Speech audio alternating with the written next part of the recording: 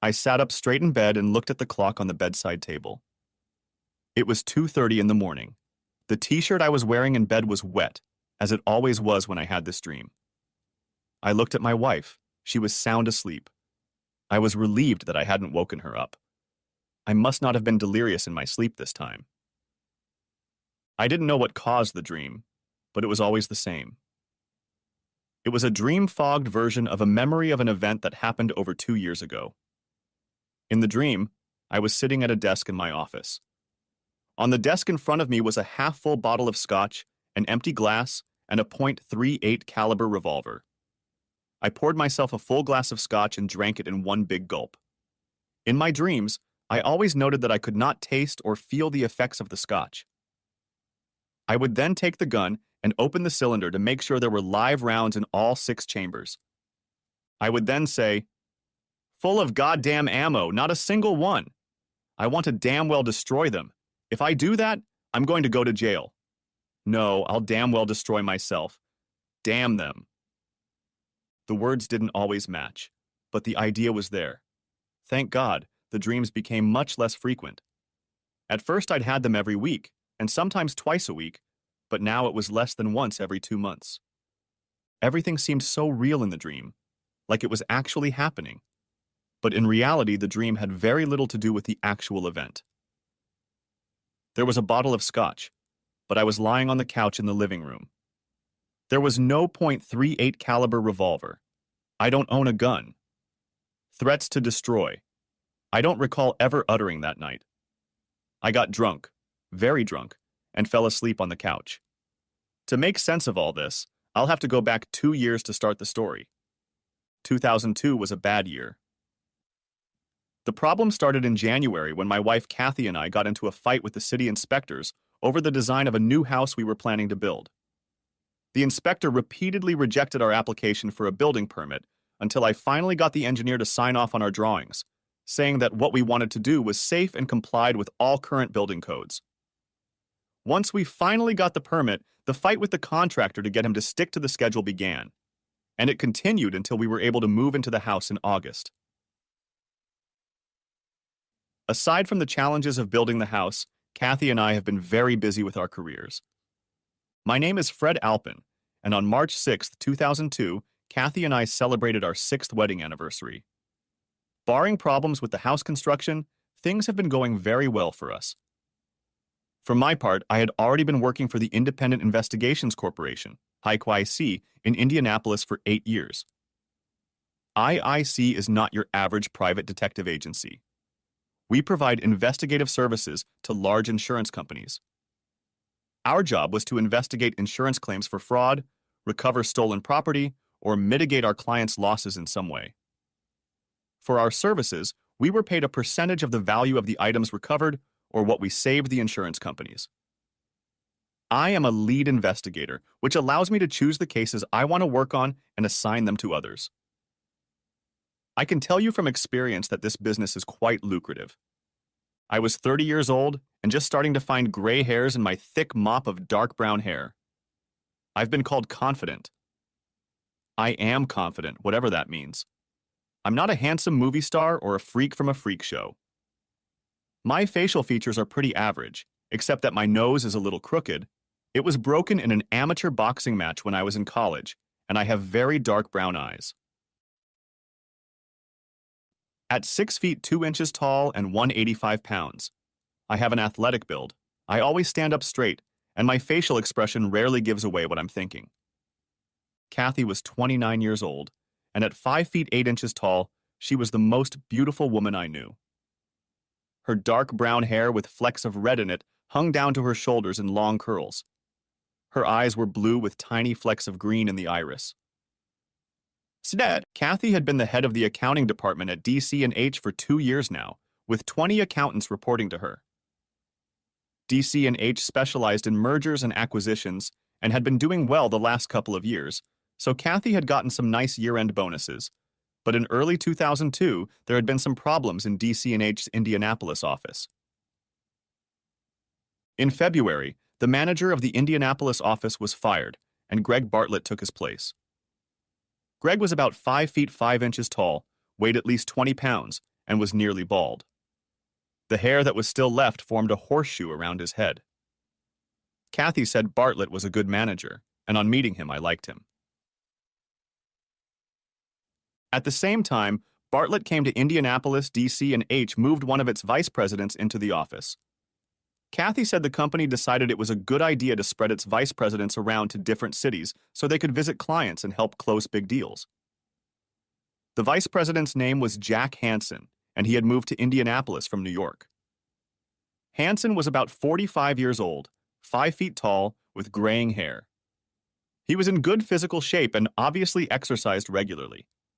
When I met him, he was friendly, but seemed to me a man with a wandering eye. I noticed him looking at women walking by, as if contemplating whether to sleep with them. He was married, but I doubted that slowed him down in any way. I'd met a lot of men like him, and I didn't like them either. Kathy seemed to think he was wonderful, and according to her, so did everyone else at DC and H. She talked about him all the time, telling me about all the great ideas he had for new business development, which ultimately meant more money for her. By summer, construction of our new home was on schedule, and the turmoil caused by the change in management at DC and H had settled down. According to Kathy, thanks to Mr. Hansen, things were looking up. We moved into our new home near Indianapolis the second week of August, and we loved it. The day we moved in, I jokingly told Kathy that I wanted to make love to her at least once in every room of the house. Kathy looked around at all the boxes waiting to be unpacked and then took my hand and led me into the kitchen. "Let's get the kitchen out of the way right now," Kathy said. "We got to work on it." Once out of the room, Kathy turned to me. "We'll do the bedroom today and the living room tomorrow. Now get back to work." That evening, we did the bedroom, but it didn't get to the other rooms. Between our work and trying to set up the new house, we had no time or energy, but we stayed connected, so to speak, in our bedroom. It seemed like the only time we could be together was when we went to bed at night. One night, I started talking about starting a family. We had discussed it before, and Katie said she wanted to start in the fall so we could have a baby in the summer. "I think it's time for you to stop taking birth control pills and we'll get pregnant," I said. "I think we should wait a little longer," she said. "Jack suggested I wait until next year. He said I'm in line for a promotion and it could happen by the end of the year. I want to wait until I'm promoted." "Jack?" "Yes, Jack Hansen." "Since when did you start calling vice presidents of corporations by their first names?" I asked. "We're pretty informal in the office," she replied. "Why would you want to discuss our plans to start a family with him?" And I was a little annoyed that she was discussing our personal affairs with this guy. He asked me if we were planning on having kids, and I told him we were planning on starting this fall. Then he suggested I wait until next year. I wasn't happy about that, but I agreed to wait until January. By the end of the year, Katie and I were both working a lot and not spending enough time together. We tried to make our weekends special, and it helped, but work began to intrude even into our weekends. DC and H was trying to win a contract for a major merger, and Kathy's accounting department was busy with that work. As for me, I had 3 investigations to complete before the end of the year. On the last weekend in November, Kathy and I managed to take the last weekend off at the same time, and we went Christmas shopping. That evening over dinner, Kathy gave me the good news. "It looks like we'll have a deal with National Pharmaceutical to merge with Keystone Pharmaceutical by December 20th, she said. "That means I'll get a promotion this year." "Really? That's terrific. Then we can start working on getting you pregnant. Why don't we start tonight?" "I can't start tonight. I'm still on the pill. Besides, I want to wait a few more months to settle into my new job before I go on maternity leave," she said. "And don't you dare tell anyone I told you this. I could get in a lot of trouble if it got out, and it would probably ruin the deal with National." I was disappointed that Kathy wanted to put off starting a family again, but understood her reason. "You know I won't tell anyone," I said. "Maybe I should run out and buy stock in National Pharmaceutical on Monday." "Hell no," she said. "That's insider trading. If you do that, we'll all go to jail." I was just kidding. I know we can't do anything like that. You can count on my discretion, I said. I know, she said. I'm just nervous about it. We're so close, I don't want anything to go wrong. December is Christmas party time, and our companies are no exception. The party at IYC was held on Friday, December 6th. The party was quite modest. 43 people attended, including employees, spouses, and significant others. We had drinks and appetizers followed by dinner. After dinner, there were more drinks, music, and dancing. I think the main reason our party wasn't as raucous is that most of the IIC staff are investigators, so we spend most of our time in the field. The staff don't work that closely with each other, so we don't know each other that well. I do have one close friend at the IYC. His name is Bill Ripley, and we have worked on several cases together over the years. As for the rest of the team, I know who they are, but I can't tell you what their spouses' names are or how many children they have. We are just not a cohesive group. Unlike Kathy's team at DC and HUD, Kathy and I sat with Bill and his wife Susan and had a good time even though there was a low-key party going on around us. We partied until midnight and then headed home. When we entered the house, I led Kathy into our bedroom. Moving together, we talked about our plans for our family. We agreed that we wanted 2 children and that they should be 2 years apart. Katie said that she would stop taking birth control pills in February, which would hopefully allow us to conceive next November. Katie said that if she got a promotion, a November birth would suit her just fine. I wasn't happy about having to wait that long, but then I wasn't the one who had to go through the pregnancy. Things started to take a turn for the worse that Saturday. I had to leave for my office for the afternoon, and when I got home, Katie was sitting in the family room looking out the window. She didn't look at me when I walked in, and when I spoke to her, she jumped up like she didn't even realize I was here. It was obvious that she was thinking about something, and it was bothering her a lot. I wanted to ask her about it, but I gave her time and let her decide when she was ready to talk to me. I waited until after dinner to demand that she explain her depressed mood. Early in our marriage, Kathy and I had made a deal. Whoever cooked could go rest after the meal, while the other did the dishes and cleaned up the kitchen. That night, Kathy cooked dinner, and I loaded the dishwasher and cleaned the kitchen. I think we both preferred cooking to cleaning, at least I know that for a fact. After finishing up in the kitchen, I joined Kathy in the family room. Kathy and I had always been open with each other and communicated well, so I waited for her to tell me what was on her mind. When it became clear that she wasn't going to talk about it, I started the conversation. Katie, what's going on? Obviously something is bothering you, I said. Is there anything I can do to help? Kathy looked at me with sad eyes. There's a problem with the deal with National Pharmaceutical, she said. It turns out that the president of National Pharmaceutical, Mr. Benson, is making unrealistic demands, and if we don't give him what he wants, it could cost us the deal. If we don't get this contract, it'll ruin everything. It won't ruin everything. No matter what happens, we have each other. Don't worry so much. What's the worst that could happen? I asked. You don't understand, she said. If the deal falls through, it will be because of me. If that happens, I could lose my job. How can it be your fault if the deal falls through? I asked. You're not in sales. I can't tell you anything more than that. I can't talk to anyone outside of DC and H about it. The only thing I can say is that I haven't done anything wrong.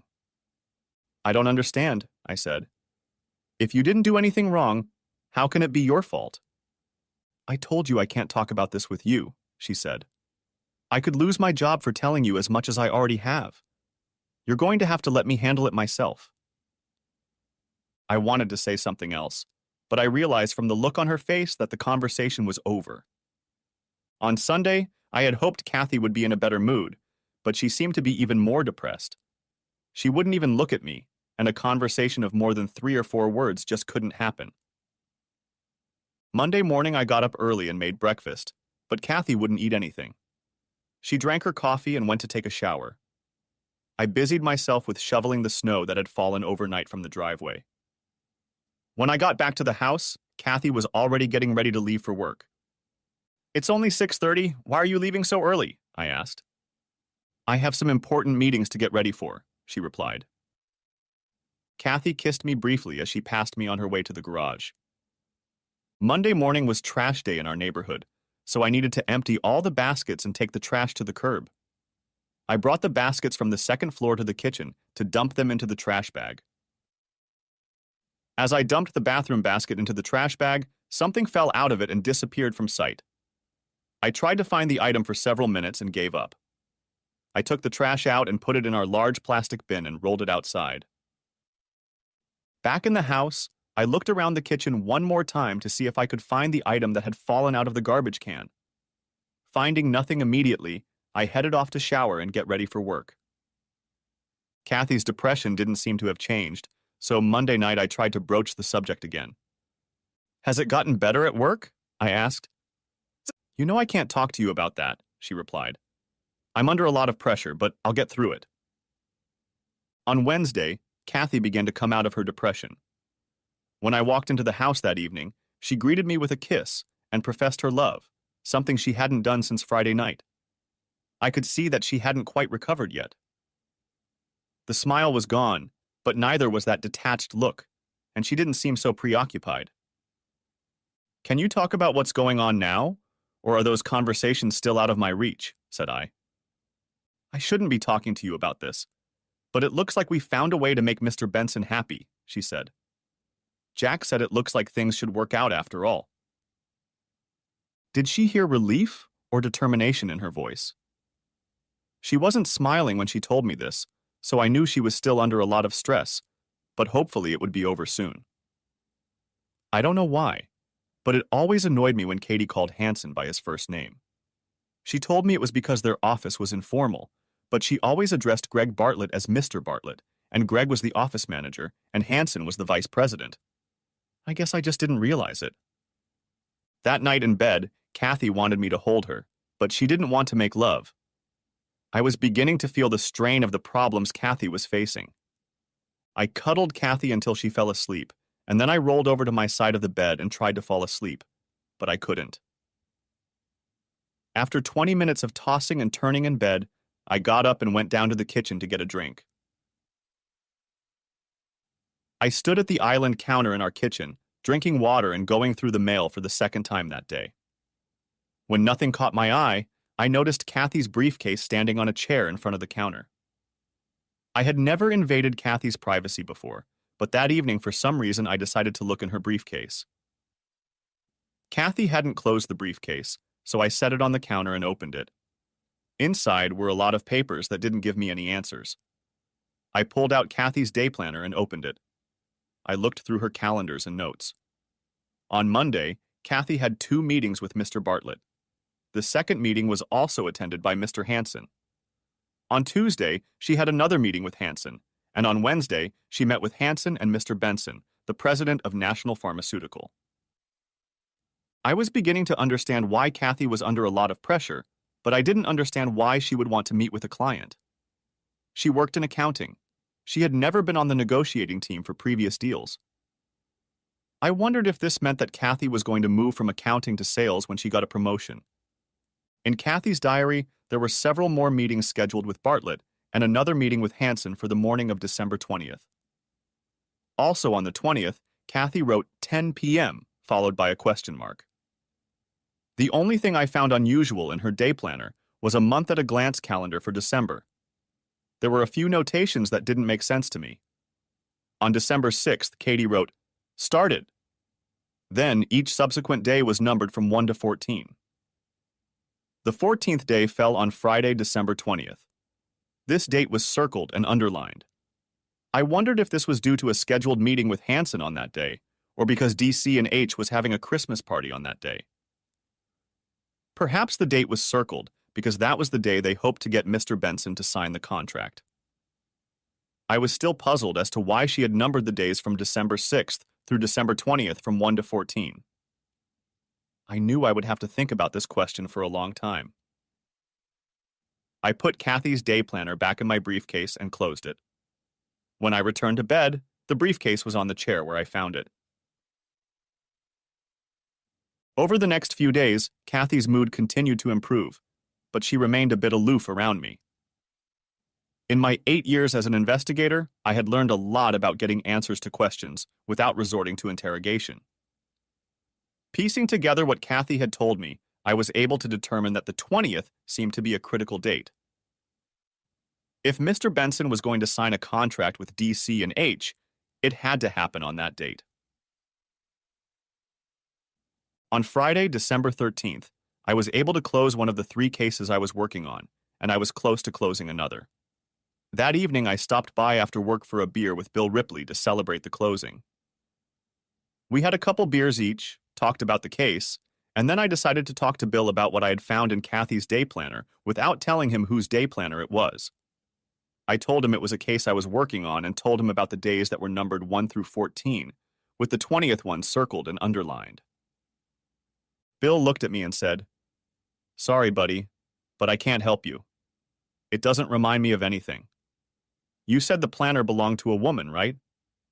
"Yes." "Then I suggest you talk to Mary Farrell," Bill said. "You may need a woman's perspective to get to the bottom of this case." Bill was right. A woman's perspective was just what I needed. Mary Farrell was one of the best investigators at IIC and one of only 3 women in the company. I dropped the subject lest Bill think I was obsessed with the case and start wondering why. We had a couple more beers and just talked. During the course of the conversation, I told Bill about my dream of someday opening my own detective agency. "If you ever do, let me know," Bill said. "I'll come work for you, but you'll have to pay me more than the IIC." Bill laughed when he said this. "Pay you more? Hell, you get paid too much already," said I. "I'm serious," said Bill. "If you ever decide to go out on your own, talk to me." "That'll probably never happen," I said. "But if I ever open my own agency, you'll be the first person I talk to." We chatted some more and then I headed home. It had been another disappointing weekend. Kathy was attentive and affectionate to me, but somehow we managed to have a weekend without sex. Katie and I hadn't made love in over a week, and it was starting to bother me. Not just because I was cut off from her, but because I didn't understand why. Monday morning, I told Kathy that I would probably have to work late every night to try to finish the 2 cases I was working on. "You can't work late on Friday," she said. "You have to be home in time to get ready for the party." "What time do we have to be there?" I asked. "The party starts at 8 o'clock. I want to be there no later than 8:30, Katie replied. "So you need to be home by 7 o'clock to get ready." "Okay, I'll be home by 7. I was frustrated, and by the middle of the week I was starting to get angry with Kathy. I closed the second case on Tuesday and took Kathy out to dinner to celebrate, but afterward, she told me she wasn't feeling well, and we didn't get into it again, and on Wednesday night, she put me off again. It took all my patience not to explode on her. I knew she was going through a lot at work, but there was a limit to how long I was willing to wait. I managed to convince myself that everything would be resolved after Friday. Kathy would find out about the deal with National Pharmaceutical, and she also needed to know if she was going to get a promotion, so I was willing to be patient, at least until Friday. By Thursday, I had pretty much closed my last case. I had one chance to solve the case quickly on Friday morning, but if that didn't work, it would take the rest of the day. The problem was that if I didn't take a break in the morning, it would be very difficult for me to get everything done and home by 7 o'clock, as I had promised Kathy. That evening at dinner, I told Kathy that it would be difficult for me to get home by 7, and she started to get angry. "You promised," she said. "I know," I said. "And I'm sorry, but I'm so close to finishing this tomorrow." I could see her anger building. "Katie, you don't have to wait for me. If I don't get there on time, leave without me," said I. "I'll get there as fast as I can. I have to be there by 9 o'clock. "I don't want to go without you," she said. "I think 9 o'clock will be just fine. I just can't be later than that time." "I'll do my best to be home by 7:30. If I can't make it, I'll meet you at the party." Kathy didn't say anything more on the subject.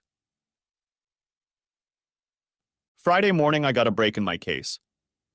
I had been assigned to recover some stolen jewelry after a home invasion.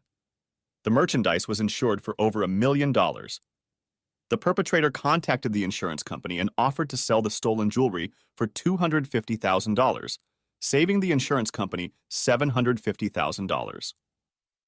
The insurance company agreed to pay $250,000 and asked the IIC to handle the transaction. It took me a while to gain the confidence of the criminal and arrange a meeting to hand over the money for the jewelry. After I made the appointment, I had to go to the insurance company's office and get the money for the exchange. The paperwork involved in obtaining such an amount of money takes a lot of time. Fortunately, I was able to track down the thief and followed him to a coffee shop on Friday morning. I then called his cell phone to arrange a meeting in the afternoon to make the exchange. After the call, I followed him to an old parking garage on the west side of town. From across the street, I watched him go into the garage and open the trunk of the old car. He didn't take anything out of the car. He just closed the trunk and walked away. Before he left the garage, he looked around to see if anyone was following him, but he didn't see me. As soon as he left, I ran across the street to the garage. The door was locked with a small padlock that didn't fit my tire iron. 5 minutes later, I opened the trunk of the old car and found a small canvas bag inside. Inside the bag, I found all the stolen jewelry. As I left, I closed the garage door and taped a note to the broken lock. Better luck next time. Back at the office, I contacted the insurance company, informed them that I had the stolen jewelry, and arranged for someone to come get it. I was very pleased with myself. I had managed to keep the thief from profiting from my crime, I had saved the insurance company a lot of money, and I had earned a nice fee for my company. The best part was that the victims got their jewelry back. It wasn't a bad day at work, I thought. As I left the office, I saw Mary Farrell talking to another investigator. I waited for her to finish her conversation and then approached her and invited her to have lunch with me. Mary had started working at IIC 4 years ago, and I had known her for most of that time. Nearly 6 feet tall, with short blonde hair and piercing green eyes, Mary is both attractive and intimidating, which is one of the reasons she's so good at her job. "Are you buying, Fred?" she asked. "I'll pay you if you help me with something I'm working on," I said. "Okay, you're in." Mary and I walked across the street to a little sandwich shop, and I bought us each a couple pastrami sandwiches and 2 sodas to go with them. "Must not be such a big deal if that's all you're willing to spend to get information," Mary said when we found a table. I always liked Mary's sense of humor. While we ate, I told her about the markings on Kathy's month-at-a-glance calendar without giving away who I was investigating. I showed it to Bill Ripley, and he said that since it was a woman's calendar, I should ask a woman to explain it. I said, "Does it have any significance to you?" Mary was silent for a long time. She was about to finish her sandwich when she started to smile. "What are you smiling about?" I asked. "Numbers," she replied. "It took me a while, but I think I know what it's about. You said she wrote beginning on the 6th, and after that the days began to be numbered from 1 to 14, and December 20th was the 14th. Is that correct?" "Correct," I said, and the 20th was circled and underlined. I believe she wrote began on the 6th because that's when her last period started, and then she counted down 14 days to the day she's likely to be most fertile, meaning today is her most fertile day, Mary said. "This woman is tracking her cycle because she's trying to get pregnant. Does that make sense for your case?" I was stunned. Not only because Mary had guessed it so easily, but also because it had never occurred to me. "I'm not sure, but in the context of this case it might make sense," I said. "Thanks for your help." "I think for the little help I gave you, a pastrami sandwich was a fair price to pay," Mary said. After finishing lunch, Mary and I went back to the office, and I spent the rest of the day doing paperwork and wondering why Kathy would want to track her menstrual cycle. I couldn't remember when her last period was. I had never kept track of her cycles. I was always surprised when she would tell me that the small craft warning was over when I tried to start entertaining during her period. Another thing that puzzled me was that Katie wasn't planning to stop taking birth control pills until at least February. So why would she be tracking her cycle? Maybe she was tracking it for someone else? I began to feel some tension in my gut. I was picking up bits of information that didn't make sense to me yet, but I had a feeling that I should have answers soon. One thing I have learned from my training and experience is to be patient and wait for all the facts before jumping to any conclusions. If you act too quickly, the consequences can be dire. I have always been a patient person, so it was easy for me to internalize this principle. That's probably why I've been so successful in this business. It would have been difficult for me, but patience was definitely required now. By 5 o'clock, I had finished my work and was ready to head home. By the time I got to my car, it was getting dark, and it looked like it could start snowing at any moment. As I drove home through rush hour traffic, I felt pretty good. I had taken care of 3 major errands, got an answer to one of my questions about Kathy's day planner, and was getting home just in time to take Kathy to her party, which I hoped would relieve some of her stress. I arrived home around 5:30 p.m. and parked the car in the driveway. It didn't seem to make sense to me to put it in the garage if we were going to be hitting the road again in a little while. I went down to the street to pick up the mail and then walked to the front door. I hadn't looked in the garage, so I didn't know if Kathy was home or not. I stepped out onto the porch and was about to unlock the door when I noticed a light on in the hallway. I peeked through the small window next to the door to see if Kathy was in sight, but she wasn't there, at least not right away. I started to back up to unlock the door when I saw movement at the top of the stairs. Katie was coming down the stairs, and I was shocked to see that she was completely naked. She was carrying something in her hands, but I didn't immediately see what it was. I backed away from the window a little because I didn't want Kathy to see her face in the window and be scared to death. When she got to the bottom step, I saw that she had a towel in one hand and a can of shaving cream in the other. This puzzled me. What was she doing with shaving cream? Stepping off the bottom step, Katie turned right, walked into the living room, and stopped next to a chair a few feet away. In those 2 minutes, my world changed. I watched what was happening and then rushed to my car. I opened the car door and pushed the garage door opener button. The door opened in about 15 seconds, after which I drove the car into the garage. Walking up the steps to the kitchen door, I pushed the button to close the garage door and waited for it to close before opening the kitchen door. I figured that should have given Katie sufficient warning that I was home. As I entered the kitchen, I was sure I heard a door close somewhere in the house. I walked through the kitchen into the dining room and then into the living room. Kathy was nowhere to be seen. "Katie, I'm home!" I called out as I walked up the stairs. Once inside our bedroom, I called Kathy again, and this time she answered. "You're home early. That's great. I'm in the bathroom getting ready." "Why don't you use the shower in the guest bathroom?" said Kathy. "Why?" "I'm busy here," she said. Okay. But she'd never done that. It wasn't like her. As mad as Kathy was at me, I would be very surprised if she dressed like that for me, unless it was to make me jealous. I wonder if not me, then who? When Katie came out of the bathroom and stood in front of me, I felt my anger melt away, but I couldn't let that happen. I needed to stay strong because I still didn't know what awaited me that night. At 7:30, I asked Katie if she was ready to go. "I'm ready," she replied. "You look really good," I said. "You're going to melt someone's heart today." Kathy turned to walk out the door and said, "Yours, I hope." I wondered if she meant to melt my heart or break it. We drove in silence for the first 15 minutes before Kathy finally spoke. "I'm sorry," Katie said. "It just seemed like a good idea at the time," I said. "No problem," I said. "We can talk about it this weekend, but let's just try to have some fun tonight." I tried to lighten things up a bit. The party was being held at the company's office in a large auditorium on the second floor. As soon as Kathy and I walked in and checked our coats, Hanson came up to us and said hello. He then took Kathy aside for a moment. I felt my blood pressure rising and watched them carefully, trying to catch what they were talking about.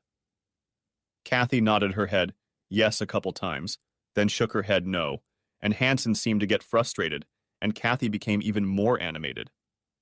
Their conversation seemed to end when Hansen started to walk away from Kathy, but then turned around and came back. But now he was smiling. He seemed to be offering her something, and I realized she wasn't thrilled about it, but she nodded her head in agreement, and Hansen walked away. When Katie came back to me, I asked her what he wanted. The deal with National Pharmaceutical closes tonight. At 10 o'clock, I have to go to a meeting with Jack and Mr. Bartlett. If the meeting goes well, we'll get the contract with National. Then you'll get your promotion? Yes, if everything works out. Kathy didn't look as happy as she should be if she got what she wanted. Then we can start trying for a baby? I asked, hoping to get some sort of response from her. Yes, we can start our family, she said without emotion. I wanted to shake her and say, "What the hell is going on?" The problem was that I was already starting to guess what was going on, and now I had to decide what to do about it. As we entered the large room where the party was being held, Katie threw her arm over mine and snuggled up against me. The room was beautifully decorated, and there were several tables around it. There was a band set up at one end of the room and an area for dancing at the other end of the room. At the other end of the room, a buffet was set up, and an open bar was next to it. I looked around the room to see who was in attendance. I don't know many of the DC and H people very well, but I'm good at memorizing faces, and most of these people I'd seen many times over the past 6 years, and I had a pretty good idea of who belonged here and who didn't, and it didn't take me long to spot him. He was standing next to the bar by himself. He was about 35 years old, about 6 feet tall. His weight was 175 pounds. He was wearing a dark blue Armani double-breasted suit, and I guessed he could be described as a handsome man. I pointed at him and asked Kathy, "Who is that guy standing over there by the bar?" "I don't know," she replied, but I knew from her body language that she wasn't being truthful. "Why don't we go over to the bar and have a drink?" I suggested. "There are a few members of my department here I'd like to say hello to. Why don't you get us both a drink and I'll wait here for you," she said. I walked over to the bar, ordered Katie a glass of red wine and myself a beer, then turned to the Armani suit. "Mr. Benson, how are you today?" A look of surprise flashed across his face. "How do you know me?" he asked. "It's my job," I said. "I have to take this wine to Miss Alpin, and then I'd like to come back and talk to you if you don't mind." Mr. Benson studied me for a moment. I could tell I was worrying him, but he didn't seem to be afraid of me. For a moment, I thought he knew who I was, but I didn't understand how he could have. Something else about me must have been bothering him. "Oh, okay. I'll be right there," he said. I took Katie's drink from her and told her I'd walk around while she talked to her friends. "Don't walk away from me," she said. "I need you to stay by my side tonight." "I won't be gone for long. I don't want to sit here and listen to you talk to your friends right now," I said. Kathy threw me a sad look as I got up from the table, but let me go. When I was satisfied that Kathy was no longer paying attention to what I was doing, I turned back to Mr. Benson. "My name is Fred. I work for DC and H Security," I said. "I just want to make sure there are no problems today. I think Mr. Hansen has a fun evening planned." "That's what he told me," he replied. "I'm just killing time until the fun starts." "I guess it starts around 10 o'clock for you," I said. "You seem to know everything," said Mr. Benson nervously. "Like I said, it's my job to know everything. I have to make sure no one bothers you tonight, and then no one bothers you afterward, if you know what I mean," I said with a wink and a sly smile. "I take it you like brunettes?" "I love brunettes, especially ones with long hair," he said. "Like Miss Alpin, you mean?" "Exactly," he said, and this time his smile was cheeky. I wanted to strangle the bastard, but I couldn't do it. "I bet you're just like me," I said. "You like the ones with lots of hair on their heads, but none between their legs, right?" I asked, winking and smiling again. "Bald is good," he said, and laughed.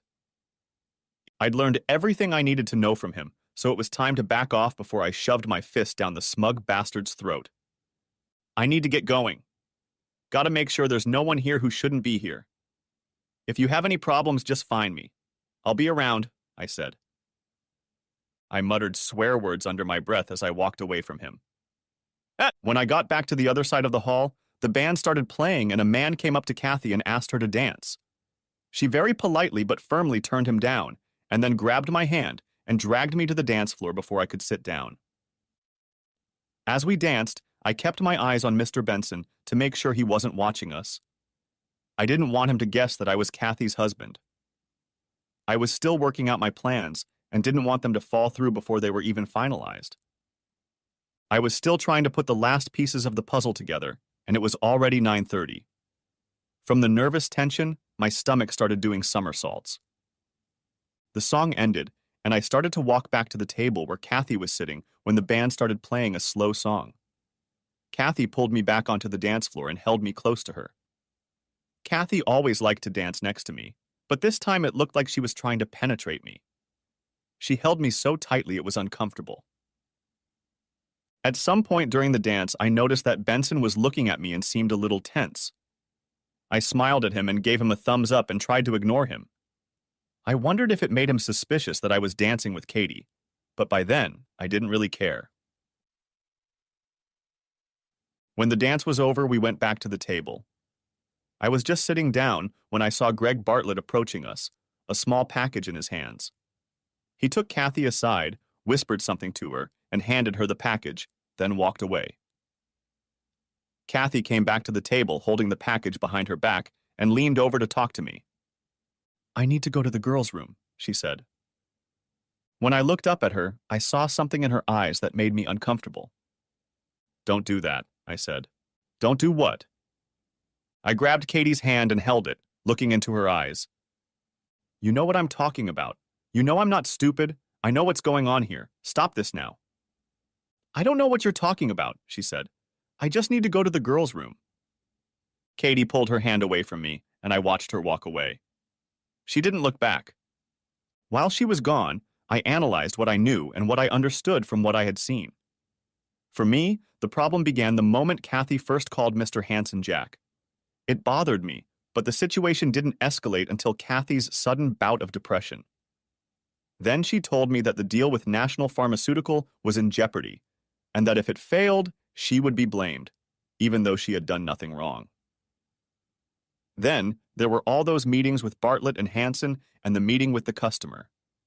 Kathy seemed to be tracking her or someone else's menstrual cycle, and according to her calendar, this was a fertile night. I never could figure out why this happened, since Kathy was still on the pill. Then we had an argument about her shaving. Kathy never told me the truth about why she was going to do it, and I never told her about what I had seen earlier that evening when I was standing on the porch. I watched her through the window as my world crumbled around me. Jack Hanson rose from his chair and kissed Kathy's stomach. I only heard a fraction of what was said before I went to the garage and opened the door. And I didn't feel like walking into the house with her standing in front of another man. I couldn't deal with that. So as I opened the garage door, I alerted them that I was home and gave them time to stop what they were doing.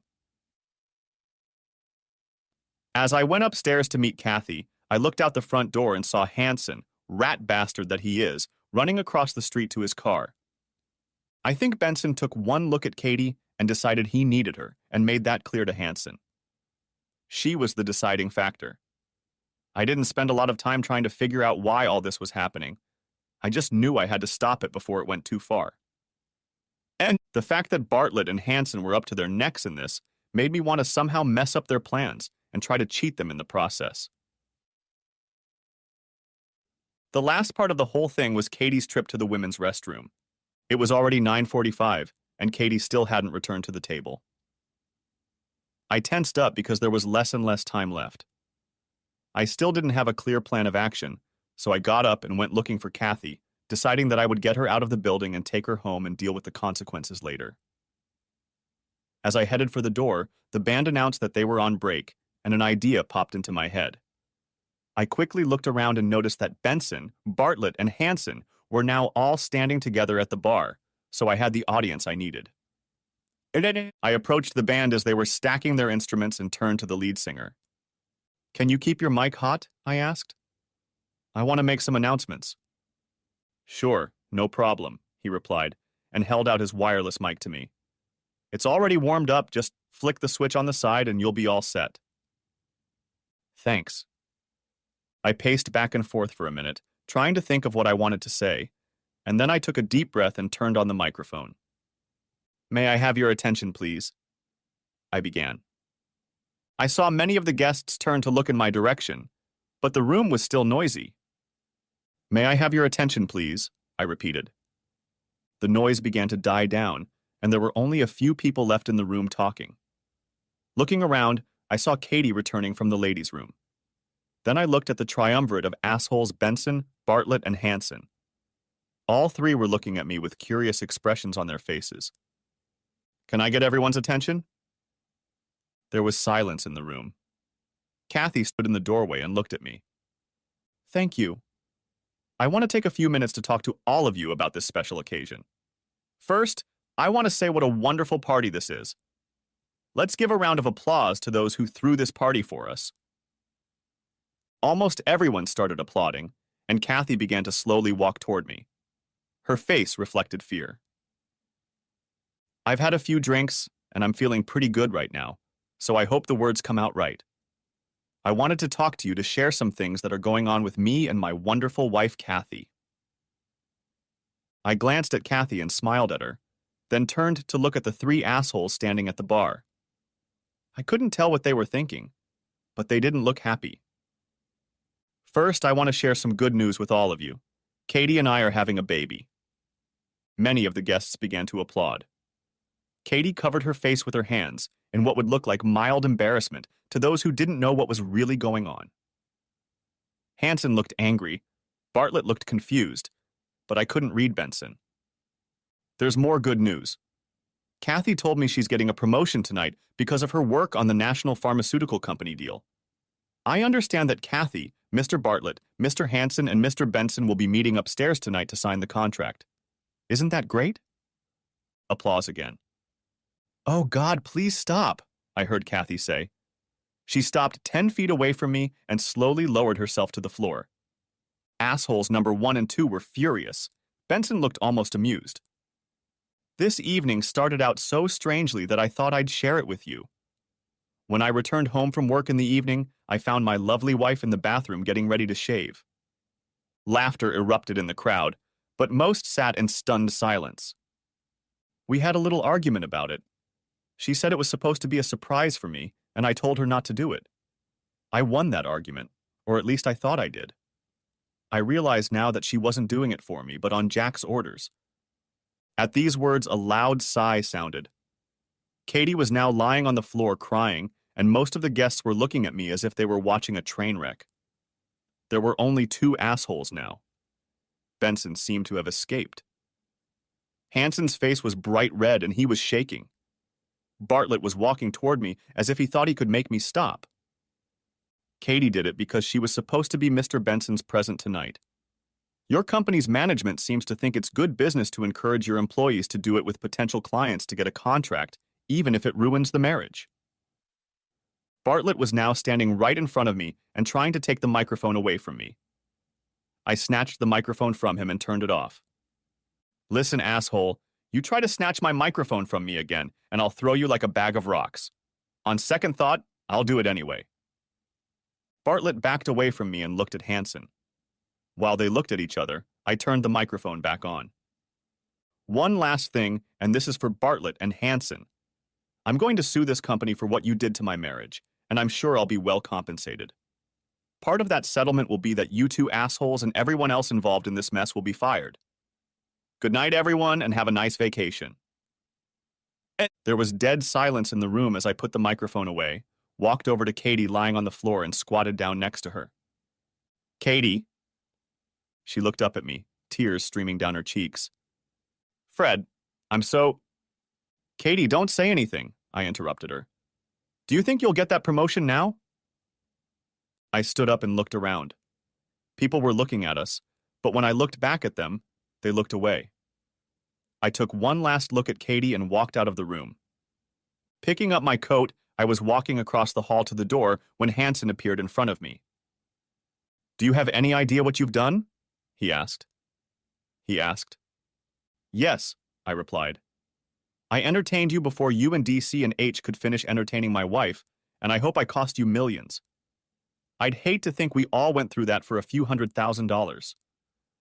You'll pay for it, said Hanson. Actually, I think you're the one who's going to pay for it, I said. Along with the lawsuit, I'm going to take this up with the SEC. I think they might be interested in the way this company has been doing business. I turned to leave and Hanson grabbed my arm. Wait a minute, I'm not done with you yet, he said. I brushed his hand away. You touch me again, and you won't walk when you walk out of here tonight, I said. I could hear him muttering swear words behind my back as I walked away. When I got home, I went straight to the liquor cabinet, pulled out a bottle of scotch, and began to slowly drink myself into unconsciousness. I think that's what started my nightmares. I was on my second drink when I noticed something blue in one of the large pots on the kitchen floor. I got up to see what it was. It was a blue plastic case that was well hidden under the foliage of a plant. I knew what it was as soon as I picked it up, and when I opened it, my suspicions were confirmed. I remembered something falling out of the bathroom wastebasket on Monday morning. I looked for it all over the kitchen, but it didn't occur to me to look in the flower pot. I walked back to the couch and placed the case on the coffee table next to the scotch tape. I filled my glass and took a big sip. Then I picked up the case and opened it again. Staring at it, I thought, it's pretty damn full, not a single thing missing. I put the case back down and poured another. I don't know how long I lasted, but at 9 o'clock Saturday morning, I woke up on the couch in the family room. The bottle of scotch was almost empty, my head was splitting, and my mouth tasted like shit. I stood up and felt dizzy for a minute. My stomach felt like it was rebelling against me. I started the coffee maker and headed for the shower.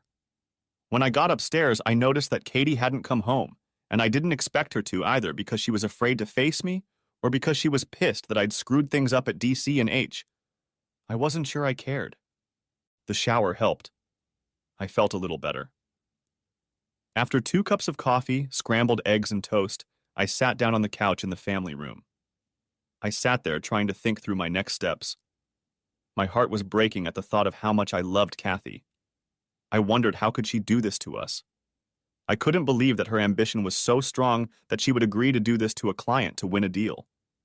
I doubted I could ever forgive her for all of this, but I knew I had to give her a chance to explain herself if she wanted to. I just couldn't leave without at least listening to what she had to say, but I didn't go after her demanding an explanation.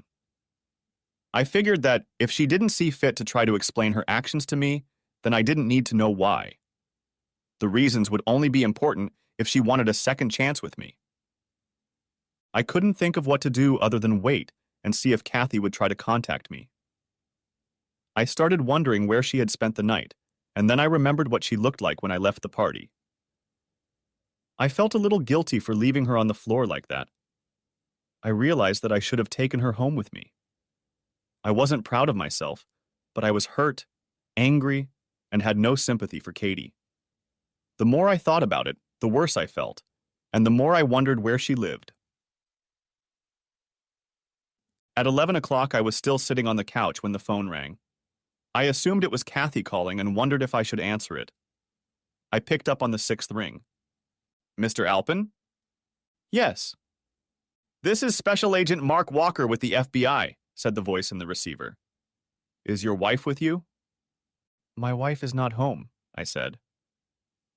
I wondered why the FBI would want to talk to Kathy. No problem. You're the one I want to talk to, Agent Walker said.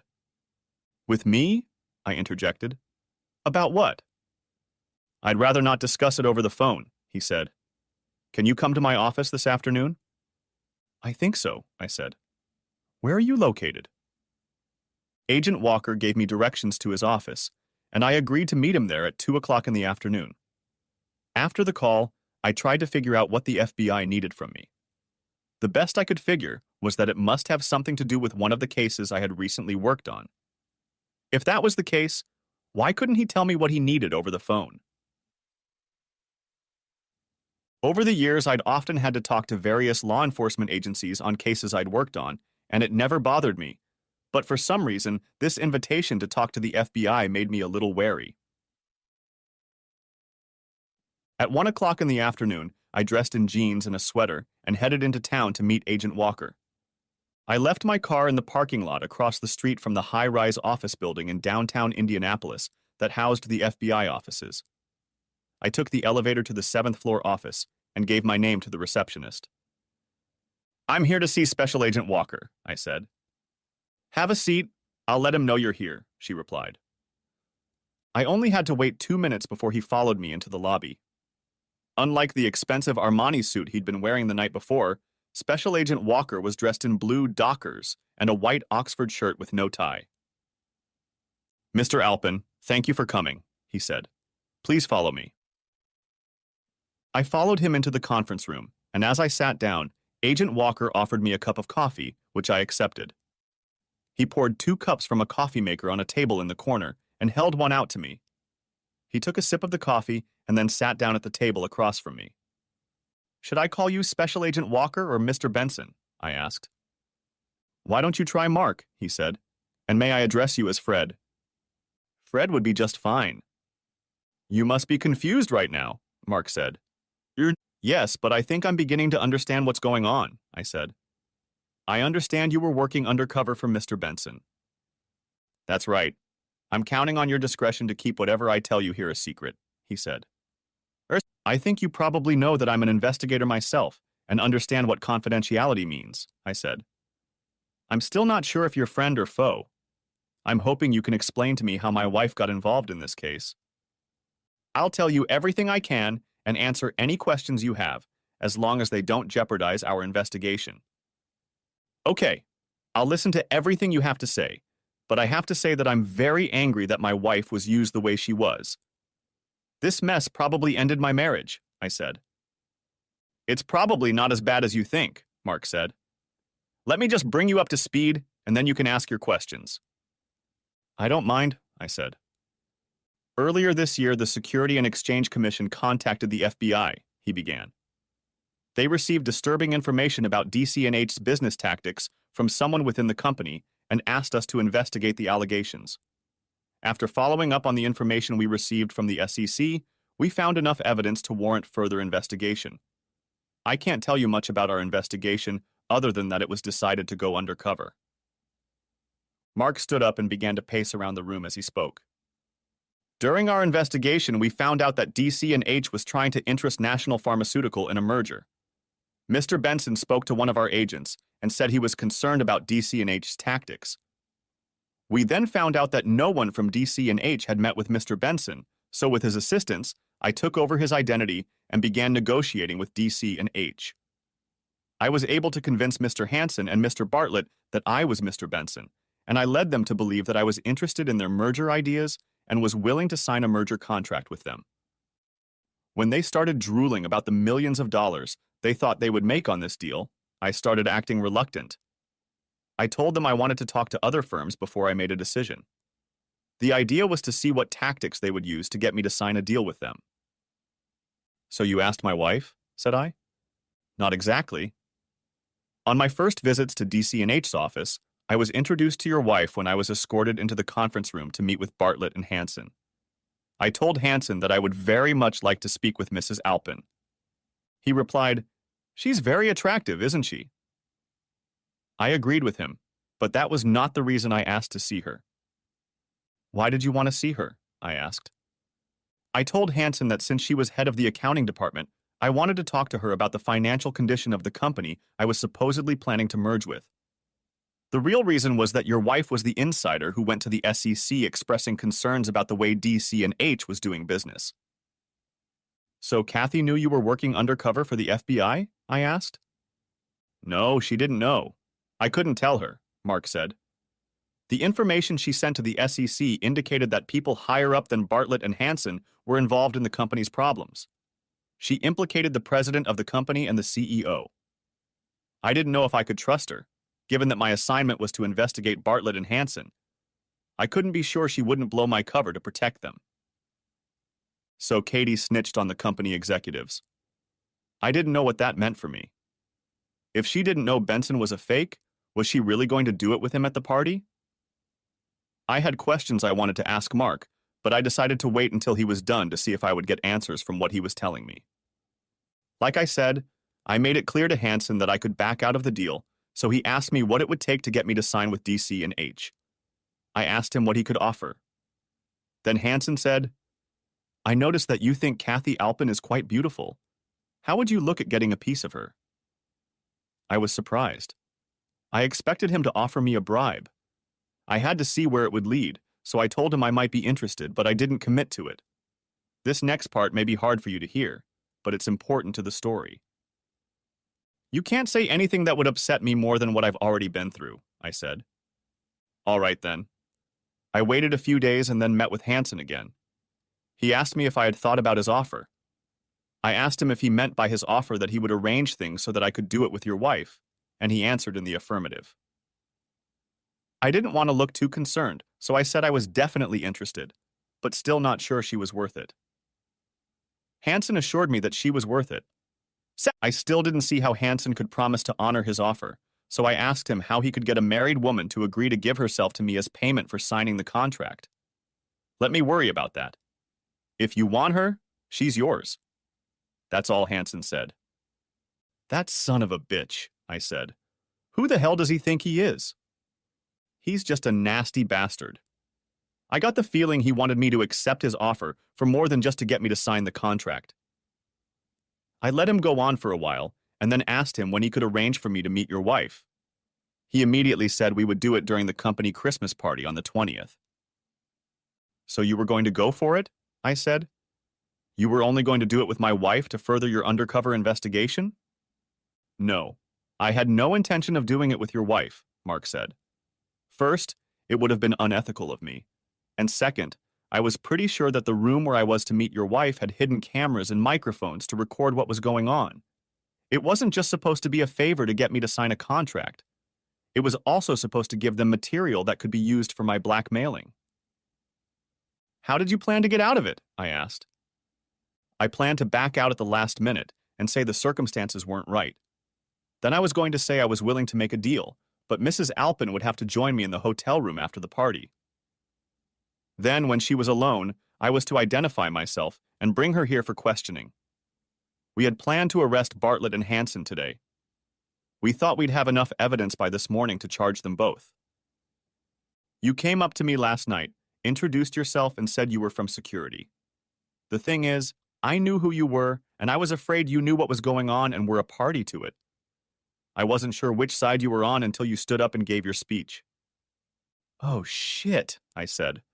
"I hope I didn't screw up your investigation, but I couldn't just stand by and let my wife give herself to another man as part of a business transaction." "I understand," Mark said. "And you didn't do any harm. You actually saved me from a meeting with them that was supposed to take place at 10 o'clock last night. I was able to get away with my cover intact and talk to Hansen again this morning. He made me a large cash offer that I was supposed to sign today. I told him I would meet him at his office Monday morning, and when he handed me the money, we would arrest him and shut down DC&H's operations while we do an in-depth investigation of all the deals they have been involved in over the last 3 years." "I still don't know what Kathy's place is in all of this," I said. "Your wife was trying to do the right thing by snitching on the company," he said. "As for her involvement in the offer made to me, I suspect she was coerced by Hansen. He may have sent her blackmail in some way." Now I knew I had to find Kathy. Now I wanted to hear her version of events. She wasn't completely innocent in this story, but there were extenuating circumstances. "That's really all I can tell you right now," Mark said. "Do you have any more questions?" "Not at the moment." "Good. Once again, I remind you not to discuss this investigation with anyone. I would ask you not to say anything to your wife yet. Wait until Bartlett and Hansen are indicted, and only then tell her that this was all a covert FBI operation. That'll happen in a couple days. We'll still want to talk to her then." I agreed not to say anything about the investigation, and then Mark said he would call me and let me know when I could tell Kathy about the FBI operation, and then said they would probably want to question me to get my side of the story. We shook hands, and I left the building. When I got home, a message came in from Kathy asking me to call her. I called the number she had left, and a woman answered the phone. I asked to put Kathy on the phone. Who should I say is calling? The voice asked. Tell her it's her husband, I said. Kathy's voice sounded nervous as she picked up the phone. Where have you been? She asked. I've been calling all day. Not all day, I said. I was home until 1 o'clock in the afternoon. Oh, I guess that's when I started calling you. I wasn't going to make it easy for her. She had to show me that she was willing to tell me what was going on. So I continued to remain silent. Fred, can I come home? She said. You live here, don't you? I said. You should be here now. I'll be home in an hour. Okay, I said, and hung up. I looked at the clock. It was already 5 o'clock. I decided to make dinner for her arrival, and after dinner we could talk. I made dinner and then went upstairs to prepare for what I felt was going to be the outcome of our conversation. Back downstairs, I took the blue case from the coffee table in the family room and put it in my pocket. I made spaghetti with meatballs and a salad. Then I opened a bottle of Chianti. Kathy walked in the door at 6:05 and dinner was ready.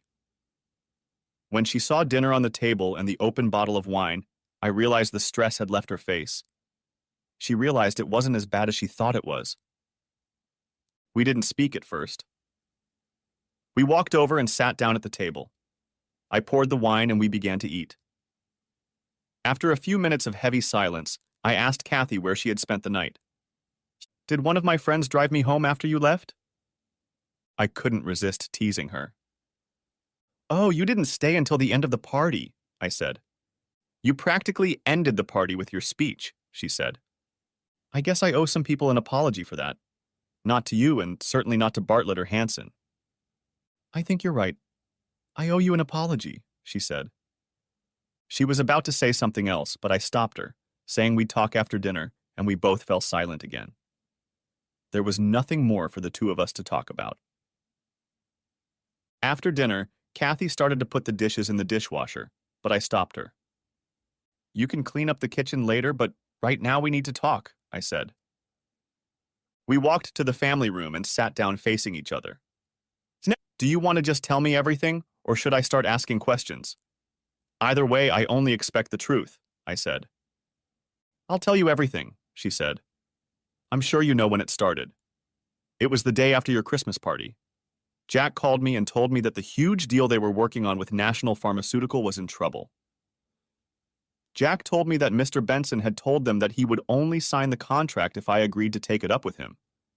I couldn't believe he could ask me for something like that and got angry, but he told me that this deal was very important to the company, and if I agreed and did what they were asking, I would get a big reward. He talked about a lot of money and a promotion. I didn't want to do it, but Jack kept pushing me and told me that a lot of people were depending on me. I told them I needed to think about it. They made me so confused and worried about it that I couldn't think straight.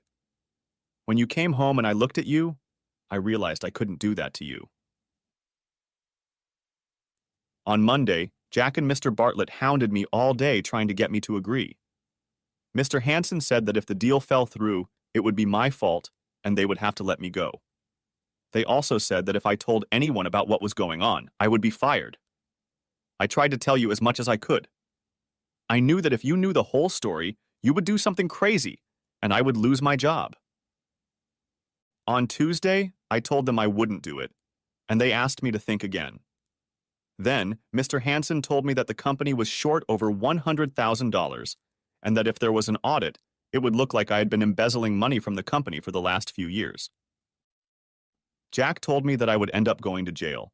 He told me that if I did everything he asked, I would get the promised money and a promotion, but if I didn't cooperate, there would be an audit and I would be charged with embezzlement. In the end, I had to agree to do what he wanted. Jack and Mr. Bartlett talked to me every day to make sure I wouldn't let them down. They kept telling me I was doing the right thing and tried to convince me that you would understand if you knew how important this deal was. Up until this point, I had been listening passively, but now I was starting to get angry. You can't believe I could think what you're doing is right, I said. You should have told me everything. I would have found a way out for you. I know, Katie said. When I decided to go through with it, I felt a little better, but I felt so guilty about what I was doing to you. You have to understand that I was terribly afraid of going to jail. I had to take the risk. The problem was that you came home earlier than expected. When I got back to the party, I saw you with a microphone trying to get everyone's attention. I was so scared. I had no idea what you were up to, and I didn't know if I could stop you. I couldn't believe you said I was pregnant. I didn't say you were pregnant, I said. I said we were having a baby. You weren't pregnant yet, but that was our plan, wasn't it? Well, yeah, but... But what? Are we or aren't we going to start a family? I asked. Yes, we are going to. I'm going to stop taking birth control pills tomorrow, and then we can start. I was so stressed out by the whole situation that I wasn't thinking straight. Anyway, you gave your little speech and basically ended my career at DC&H and probably ruined the deal with National Pharmaceutical. So basically, you're telling me that Bartlett and Hansen coerced you and Benson to make a business deal. But I blew it by catching you. After all, the only reason you didn't entertain Benson is because I blew it with my little speech. So, have you summed it up? Yes, but I don't blame you for what you did. I understand why you did what you did, she said. Oh, good. Then you forgive me for trying to keep my wife from having fun with another man, I said sarcastically. That's not what I meant. I know you had every right to react the way you did, and I have no right to be upset with you. I'm upset with myself. I should have told you everything from the beginning. Do you think you can ever forgive me? Asked Katie. It depends on the circumstances, I said. Is that it? You told me everything I need to know about what was going on? Asked I. Yes, I told you everything. I love you and I can't stand the thought that I might lose you because of this mess I got myself into, said Katie. Well, it doesn't look as bad as it did at first, I said, and saw the smile reappear on Kathy's face. I just need to answer a couple questions, and then we can put this behind us. Okay. What kind of questions? I felt the joy return to her voice. I pulled a blue case out of my pocket and tossed it on the coffee table. I found it in the trash the other day, and it's full. You threw away all your birth control pills last week, but not only did you not tell me about it, you tried to make me believe you were still taking them. Just 5 minutes ago, you said you'd stop taking them tomorrow. Can you explain that to me? Katie was shocked, and that was putting it mildly. Her mouth opened several times, but no words came out, and when she finally spoke, I was sure she was lying. You're right. I stopped taking the pill, she said. I was planning to get you pregnant and then surprise you. I know how much you wanted to start a family, so I thought it would be a nice surprise when I told you about it. That plan would only work if you and I made love, but the last time we made love was the day before you stopped taking the pill. I was just so upset about what Mr. Bartlett and Jack wanted me to do that I wasn't in the mood to do it at that time, Katie replied. Did you know that last night was the most fertile night of your cycle? I asked. It was another question that stunned her. No, I didn't know that. I had too many other worries to think about it, she stated. It just seems odd to me that you planned to do it with Benson last night, which fell in the middle of your menstrual cycle, I said. What are you saying? She asked. That I was willing to risk getting pregnant? I would never do that, she said. I could see that Kathy was very upset. I was getting tired of playing with her, so I decided to end the game. One more question, Kathy, I began. How long have you been having fun with that rat bastard Hansen? What? Was all she could say. No more lies. I know you've been keeping track of your menstrual cycle and marked last night as a day in your day planner. He wanted you to get pregnant, didn't he? I looked at Katie. She had started to cry and made no attempt to answer me. I saw you standing in the living room. I saw Hansen kissing your belly the way a man often kisses the belly of the woman who is carrying his child, or, in this case, will be carrying it. Did you think I'd be stupid enough to let you have his baby and make me think it was mine? Or were you planning on leaving me all along? You spent last night with him, didn't you? Katie sobbed loudly as I got up and left the room. When I returned to the kitchen with my suitcase, Kathy looked up at me. When she saw what I was doing, she jumped up from her chair and rushed over to me. Please don't leave me. I love you. I don't love Jack. I told you he sent me through the blackmail. I had no choice but to do what he asked. Why didn't you just keep taking birth control pills and lie to Jack about it? You certainly had no problem lying to me. I guess I'd have to believe what you told that rat bastard more than anything you've told me lately, I said. I forgot to tell you that last night when I was watching you and that asshole, I heard you say I love you to him. So where does that leave me? I don't love him. If I get pregnant, I'll have an abortion. I love you. Please, you have to believe me, she pleaded. No, I don't believe you. As for the baby, don't have an abortion because of me. Katie collapsed to the floor and burst into tears. When I looked back from the garage door, she looked the same as when I had left her at the party the night before. I no longer felt any love for her, only disgust. I hated to leave the house we had worked so hard to build, but it didn't bring back any fond memories. Fortunately, we had not lived in it long enough for those memories to arise. Epilogue. It had been over 2 years since I had left Kathy. When I left her, I found a furnished apartment and tried to start my life over. That's when the nightmares started.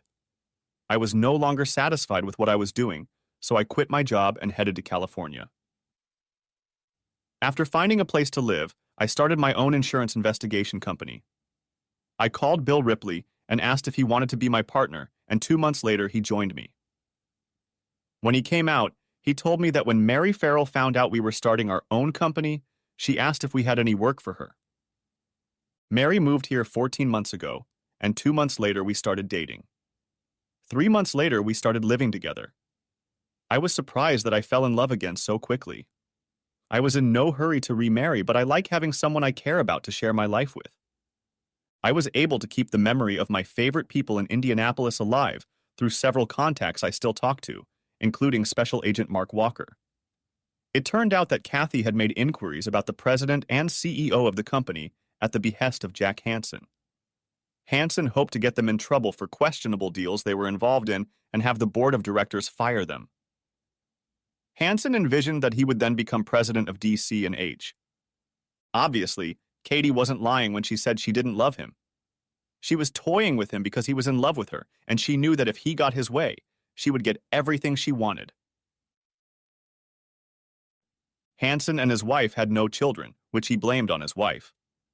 After I left, he tried for over a month to get Kathy pregnant, but it didn't work out with her either. It turned out he was infertile. His wife found out about his affair with Kathy and divorced him. A month later, he was sentenced to 5 years in federal prison for his actions at DC, and H. Bartlett also received prison time. He will spend 2 years in a minimum security federal prison. Kathy was fired from DC&H. Then the company was reorganized, and shortly thereafter it was bought out by a larger consulting firm. Last I heard, Kathy is teaching accounting at a community college near Columbus, Ohio.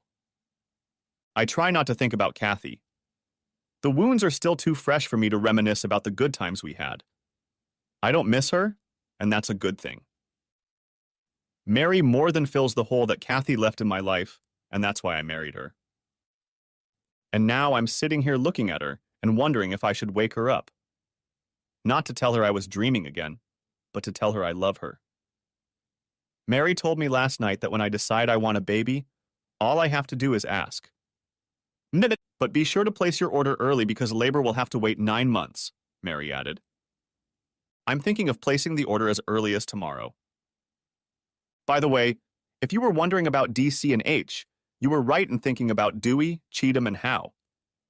But that's not the end of the story. I have an idea to do a story from Katie's point of view. If you liked this story and you want a story from Katie's side, then leave a comment about it. And also, don't forget to like this video. And of course, subscribe to my channel.